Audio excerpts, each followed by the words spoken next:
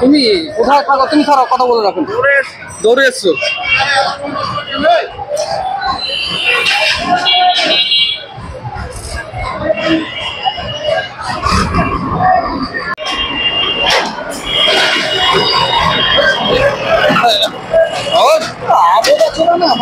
দেখো কেন এই বালকে মাঝখানে ঢুকে গেল। দেখে দেখে নাকি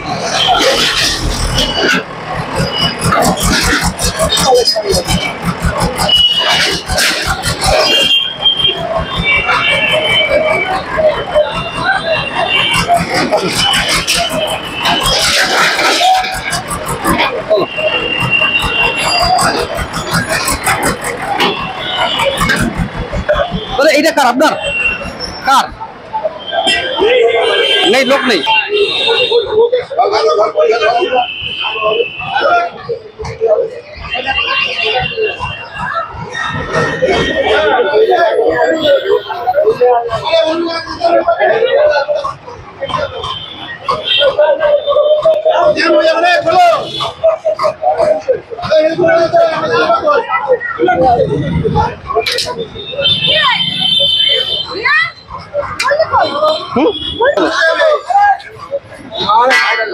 ভালো করে দেখা যাবে।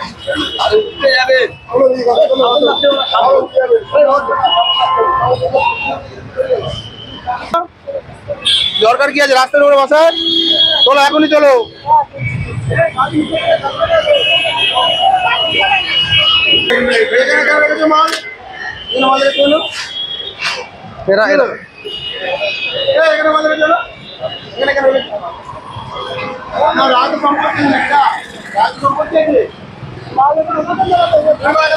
মালিক কে আছে? ডাকো ডাকো। কিছুই না, কিছুই হবে না।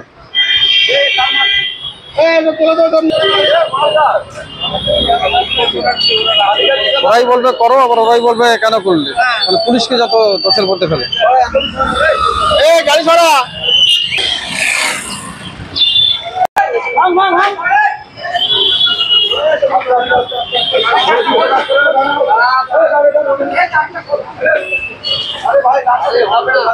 কারেন্ট পয়েন্ট দেখে নিও।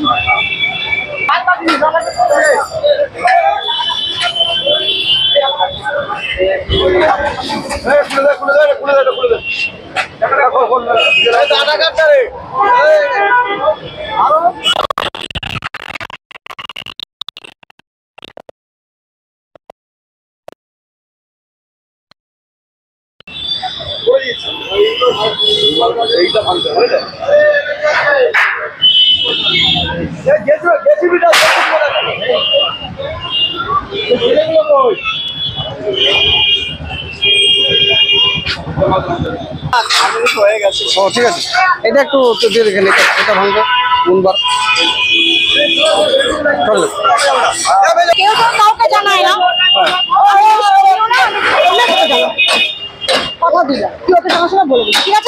ও দরকার নেই, আমি আমি আমি খবর পেয়ে যাই, মানে আমি খবর পেয়ে যাই। আমি সকালবেলা রনক দাকে ফোন করছি, রনক দাও জানে।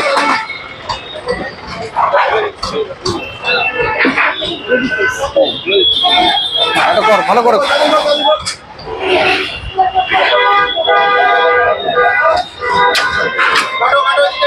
কারেন্ট ফারেন্ট আছে নাকি দেখে নিও।